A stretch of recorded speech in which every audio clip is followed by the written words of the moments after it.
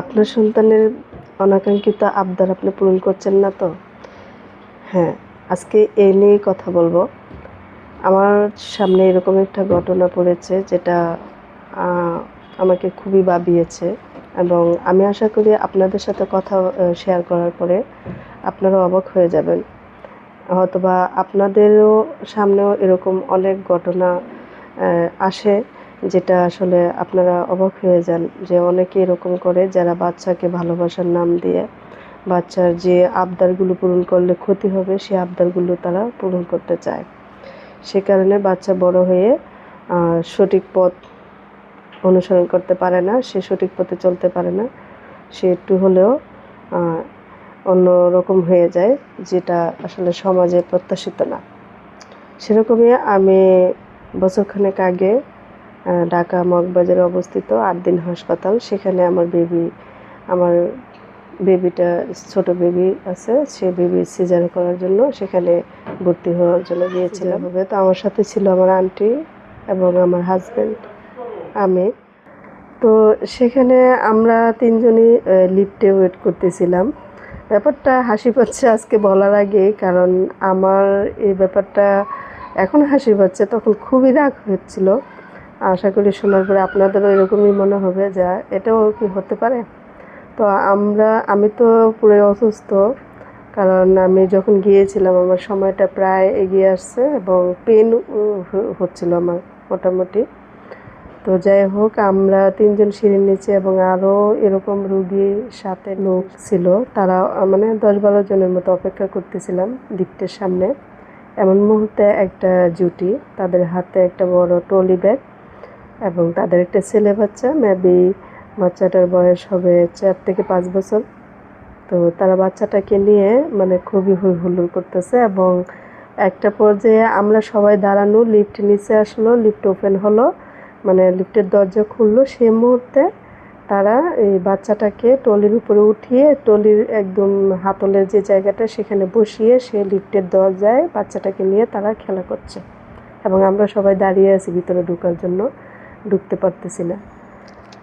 তো পরে আমার হাজব্যান্ড বলল যে এটা কি খেলার জায়গা। উল্টা সে কথাটা বলার পরই তার হাজব্যান্ড এবং তার ওয়াইফ, তারা দুজনেই আমার হাজব্যান্ডের সাথে তর্ক, বলতেছে যে দেখছেন না বাচ্চাটাকে কান্না করতেছিল, বাচ্চাটাকে আমরা থামাচ্ছি। তো তাদের কতটা মানে আদরের সন্তান সেটাই ভাবেন, যে তারা বাচ্চার কান্না থামানোর জন্য লিফটের দরজায় রুগীদের দাঁড়া করিয়ে তারপর তারা বাচ্চাকে কান্নাটা আমার ট্রলির উপরে বসিয়ে রেখে একদমই লিফটের দরজার সামনে রেখে বাচ্চাকে নিয়ে খেলাধুলা করছে। এটা তো মানে কি বলবো, মানে অস্বাভাবিক একটা ঘটনা। তো আমার মনে হলো যে যারা সুস্থ তারা সবারই খারাপ লাগবে যে এটা কীভাবে হতে পারে। একটা হসপিটালে গিয়ে বাচ্চা চাইলে ট্রলির উপরে উঠিয়ে লিফটের দরজার সামনে দাঁড়িয়ে খেলা করবে, আর সবাই লিফটে ওঠার জন্য দাঁড়িয়ে থাকবে, তাদেরকে সাইড দেওয়া হবে না। বলার পরে উল্টা আমাদের সাথে সে আগ বাড়িয়ে তর্ক। পরে আমি একটা সময় আমার হাজব্যান্ডকে বললাম চুপ করো। আমি এই কারণে বললাম যে তাদের বোঝার হয়তো বা কোথাও কমতি আছে, যে কারণে তারা আসলে এই জায়গাটায় আবার কথা বলতেছে। তো যাই হোক, এরকম অনেক ঘটনা আছে যেগুলো হচ্ছে আমার চোখের সামনে, প্রতিবেশীর বাচ্চা হোক বা আশেপাশে আমাদের আত্মীয় স্বজন আছে যাদের বাচ্চা, অনেকের বাচ্চাই দেখবেন আপনি ভুলভাল আবদারগুলো তারা রক্ষা করে। তো এই ভুল আবদারগুলো রক্ষা করতে গিয়ে একটা সময় তিলে তিলে গড়া বাচ্চা বা তিলে তিলে গড়া আদরের সন্তান আপনার পথভ্রষ্ট হয়ে যায়। সে নিজে কোনটা ভালো কোনটা মন্দ সেটা যাচাই বাছাই করতে পারে না, যার কারণে আসলে এই ভুক্তভোগীটা পরবর্তীতে হয়তো আমরা বাবা মারাই বেশিরভাগ হই। কিন্তু সময় থাকতে হয়তো আদরের ছলে আমরা সেই জিনিসটা বুঝে উঠতে পারি না।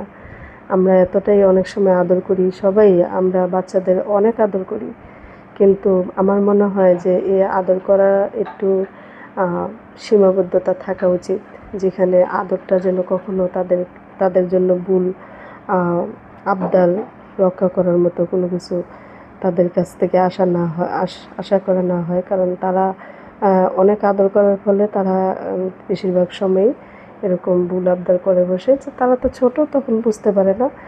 হয়তো বা এই ভুল আবদারগুলো রক্ষা করতে করতে একটা সময় যখন তারা বড় হয়ে যায় তখনও তারা বুঝতে পারে না যে কোনটা ভুল কোনটা সঠিক।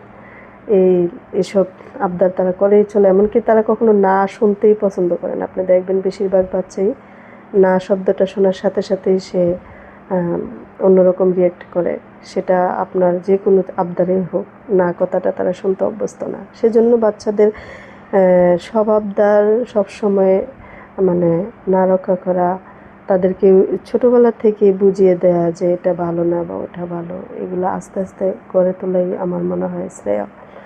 তো জানি না, আমি ব্যাপারটা আমার কাছে খারাপ লেগেছে, যেহেতু হসপিটালের মতো একটা জায়গায় তারা এটা করতে পারছে। আমি তখন থেকেই ব্যাপারটা নোটিশ করেছিলাম, এখন তাই আপনাদের সাথে শেয়ার করছি। আর সবচেয়ে বড় কথা হচ্ছে, আমি যেই ঘটনাগুলি বলছি বা বলবো, আমার ভিডিও শুরু করেছি মাত্র জার্নি, তো এখানে আমি সত্যি ঘটনা দিয়ে সবসময় চালিয়ে যাব।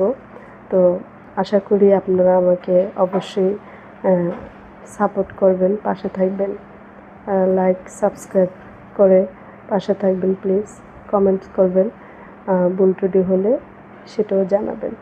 আল্লাহ হাফেজ।